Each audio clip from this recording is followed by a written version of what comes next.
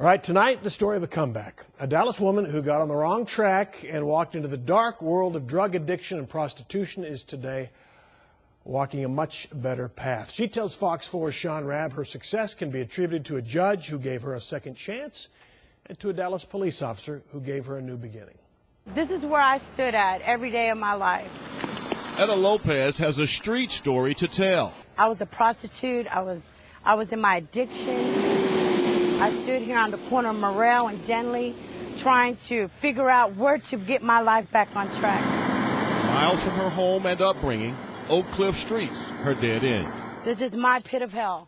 Here's where my slums, this is where my rock bottom was, right here on these streets.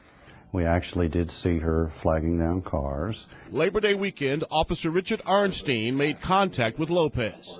And I started talking to her. He said, "You don't fit in here. None of y'all fit in here. Do you want my help today?" I mean, I'd like to think I always treat people the way I would like to be treated. And in this case, she understood and responded. And I got in the back of his car, and he took me to Martin Luther King Center. She said to me, "I'm ready for a change, and this is a blessing." The blessing? The Prostitution Diversion Initiative in the South Dallas Community Court. A program now a model for the nation in getting women out of that life. Instead of jail, classes, counseling, and rehab. When inpatient, she was ready to go. Saw her 2 weeks later.